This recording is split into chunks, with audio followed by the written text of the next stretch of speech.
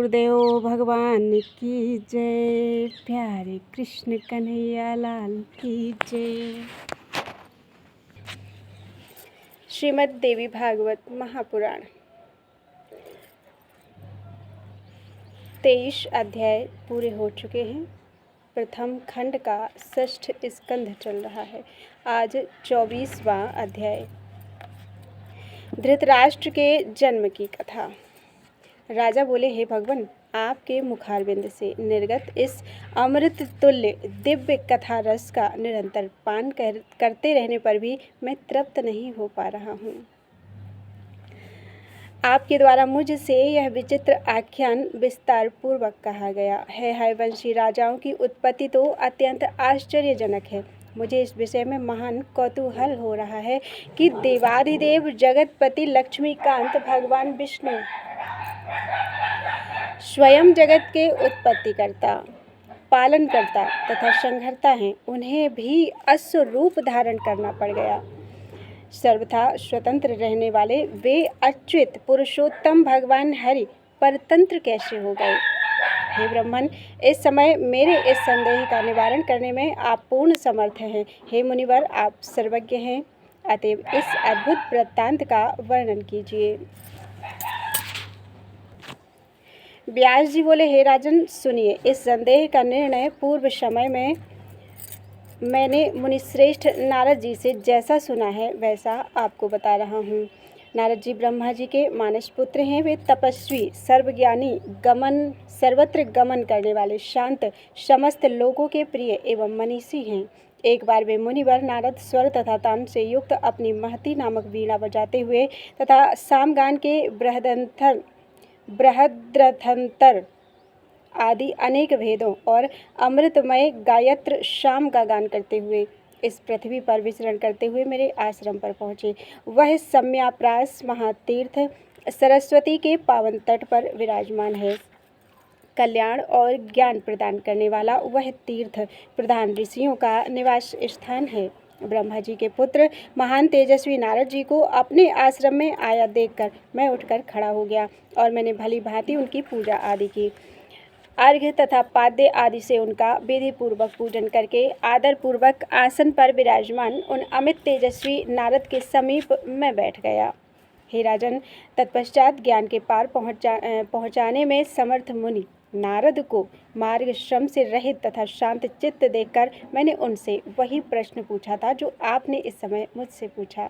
मैंने उनसे पूछा, हे मुने, इस सारहीन जगत में प्राणियों को क्या सुख प्राप्त होता है? विचार करने पर मुझे तो कभी भी, कहीं भी तथा कुछ भी सुख नहीं दिखाई देता है।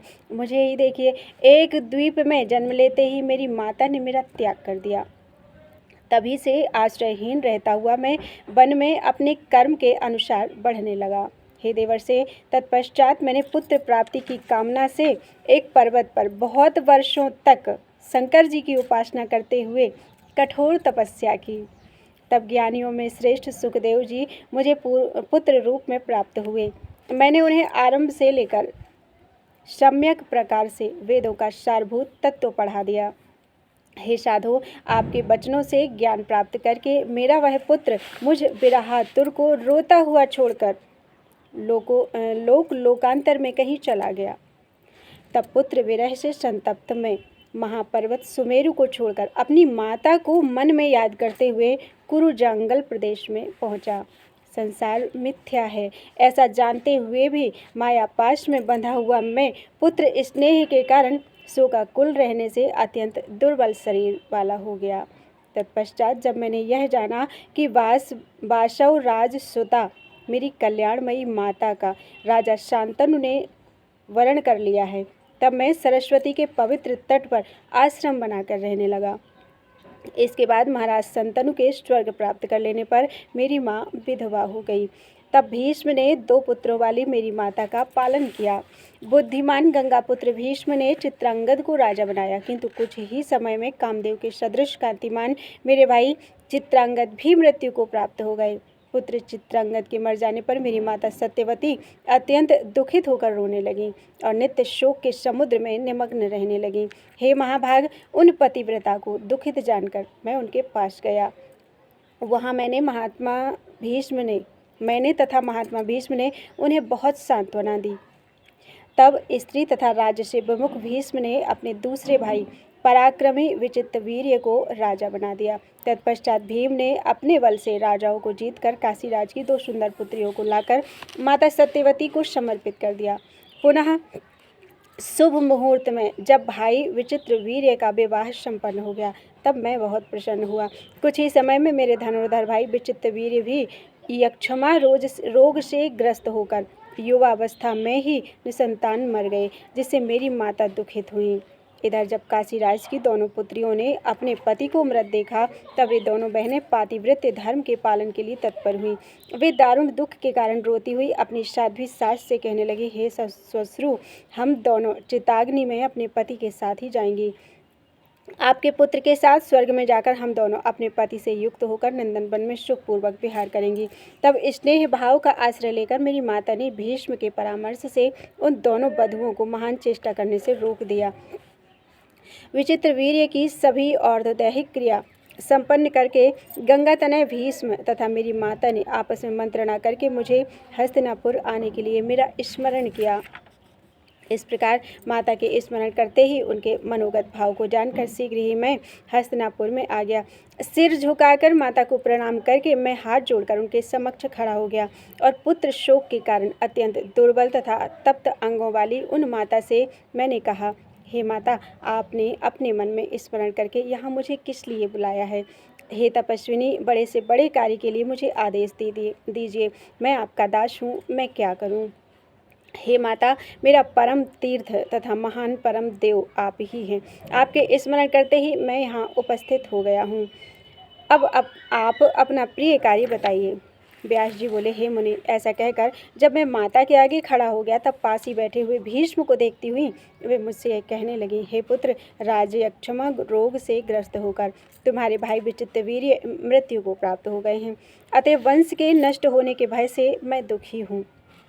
हे प्रतिभाशाली पराशर नंदन, इसी उद्देश्य की पूर्ति के लिए मैंने भीष्म के परामर्श से समाधि द्वारा तुम्हें यहाँ बुलाया है। इस नष्ट होते हुए वंश को तुम स्थापित करो, जिससे महाराज संतनु का नाम बना रहे। हे द्वैपायन कृष्ण, वंशच्छेद जन्य दुख से मेरी शीघ्र रक्षा करो। तुम्हारे सदाचारी लघु भ्राता विचित्रवीर्य की रूप यौवन संपन्न 2 भार्याएं हैं, जो काशीराज की पुत्रियां हैं। हे मेधाविन, उन दोनों के साथ संसर्ग करके तुम पुत्र उत्पन्न करो, भरत वंश की रक्षा करो, इसमें कोई दोष नहीं है। व्यास जी बोले, हे नारद, माता का यह वचन सुनकर मैं चिंता में पड़ गया और लज्जा से व्याकुल मन वाला होकर मैंने उनसे विनम्रतापूर्वक कहा, हे माता, पर नारी संगम महान पाप कर्म है। धर्म मार्ग का सम्यक ज्ञान रखते हुए भी मैं आसक्तिपूर्वक ऐसा कर्म कैसे कर सकता हूँ? और फिर छोटे भाई की पत्नी कन्या के समान कही गई है। ऐसी स्थिति में सभी वेदों का अध्ययन करके भी मैं ऐसा व्यभिचार कैसे करूँ? अन्याय से कुल की रक्षा कदापि नहीं करनी चाहिए, क्योंकि पाप करने वाले के पितृगण संसार सागर से कभी नहीं पार हो सकते। जो समग्र पुराणों का प्रवर्तक तथा लोगों को उपदेश करने वाला हो, वह जानबूझकर ऐसा अद्भुत तथा निंदनीय कार्य कैसे कर सकता है? तत्पश्चात वंश रक्षा की कामना से युक्त मेरी माता, जो पुत्र शोक से अत्यधिक संतप्त थी, विलाप करती हुई समीप में आकर मुझसे पुनः कहने लगी, हे पराशर नंदन, हे पुत्र, मेरे कहने पर ऐसा करने से तुम दोषभागी नहीं होगे। शिष्ट जनों का आचार ही प्रमाण है। ऐसा मानकर मनुष्यों को गुरुजनों के दोषपूर्ण वचनों को भी उचित समझकर बिना कुछ सोच विचार किए कर डालना चाहिए। हे पुत्र, मेरी बात मान लो। हे मानद, इससे तुम्हें दोष नहीं लगेगा। हे सुत, पुत्र उत्पन्न करके अत्यधिक संतप्त तथा शोक सागर में निमग्न अपनी माता को सुखी करो। माता की यह बात सुनकर सूक्ष्म धर्म के निर्णय में विशेष ज्ञान रखने वाले गंगातनय भीष्म ने मुझसे कहा, हे कृष्ण द्वैपायन, तुम्हें इस विषय में विचार नहीं करना चाहिए। हे पुण्यात्मन, माता का वचन मानकर तुम सुखपूर्वक विहार करो। व्यास जी बोले, हे नारद, भीष्म का यह वचन सुनकर तथा माता की प्रार्थना पर मैं निशंक भाव से उस निंदक कर्म में प्रवृत्त हो गया। रात्रि में मैं प्रसन्नतापूर्वक ऋतुमती अंबिका के साथ प्रवृत्त हुआ, किंतु मुझ कुरूप तपस्वी के प्रति उसके अनुरागहीन होने के कारण मैंने उस सुश्रोणी को श्राप दे दिया कि प्रथम संसर्ग के समय ही तुमने अपनी दोनों आंखें बंद कर ली थी, अतः तुम्हारा पुत्र अंधा होगा। हे मुनिवर, दूसरे दिन माता ने एकांत में मुझसे फिर पूछा, हे पुत्र, क्या काशीराज की पुत्री अंबिका के गर्भ से पुत्र उत्पन्न होगा? तब लज्जा के कारण मुख नीचे किए हुए मैंने माता से कहा, हे माता, मेरे श्राप के प्रभाव से नेत्रहीन पुत्र उत्पन्न होगा। हे मुनि, इस पर माता ने कठोर वाणी में मेरी भर्त्सना की, हे पुत्र, तुमने श्राप क्यों दिया कि तुम्हारा पुत्र अंधा होगा? इति श्रीमद्देवी भागवते महापुराणे अष्टादशसहस्रयां संहितायां षष्ठ स्कंधे अंबिकायां नियोगात् पुत्रोत्पादनाय गर्भधारण वर्णनम नाम चतुर्विंशो अध्यायः। बोलो वृंदावन बिहारी लाल की जय।